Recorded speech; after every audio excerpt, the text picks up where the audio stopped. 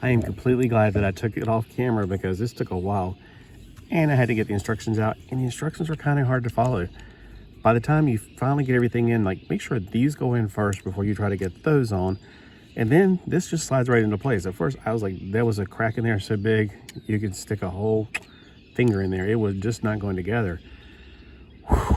This is a very challenging transformer to put together. I don't remember it being as challenging, but then again, it's been a while since I put the what was he called, ratchet together, and it's basically the same one. So I'm going to leave him in this mode because number one, my legs on mine are dangling.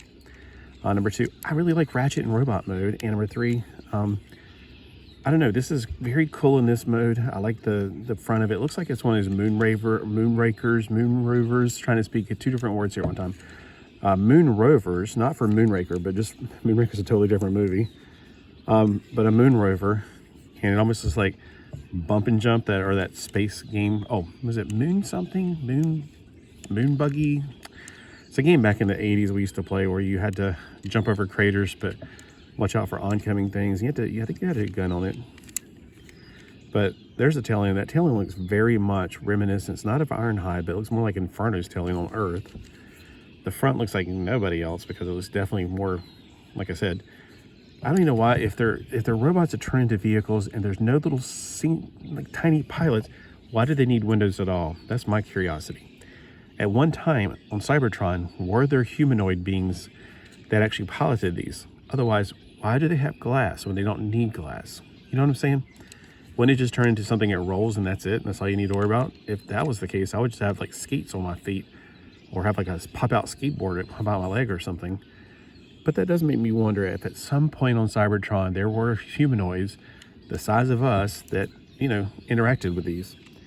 And that's why I wonder about, if they're ever going to address that, or if it's just one of these things that we just, there's a window because. I don't know, I guess I'm one of these people that thinks a lot. Is there anything that's actually explained about why there's windows on the Cybertronian modes? Let me know below if you know anything about this. I don't know, or maybe you have your own theories. My theory is that once upon a time, the makers were humanoids, and then these became sentient AI and killed them off like they did on Earth. Oh, spoiler alert. So how AI is going to destroy all the humans on Earth? No, I don't believe that. I'm just saying that. I wonder if, like, on this planet Cybertron, there were humanoids, built these machines to help them out. They gave them AI so they can become independent, not have to, like, constantly program them. And unfortunately, they became sentient. They became angry, jealous, whatever, and wanted to take over. Makes me wonder if that's the real theory behind all of that. It would make more sense because otherwise the windows make no sense. Then you might say, well, what if he has his little eye in there? Really? Seriously? Why would he need that many windows for little eyeballs in there? I'm pretty sure that would not be the most optimal place to put it. Don't tell me, oh, but they have to stay that way. That's how they're created. You saw how they can scan things on Earth and suddenly become them. Well, anyway, I want to hear your theories below. That's why I actually made this video. I didn't want to make the video just to show here's the car mode, and I don't want to splice it together.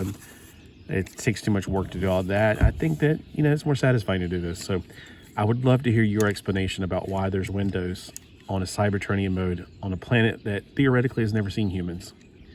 Comment below. Let me know what your thoughts are.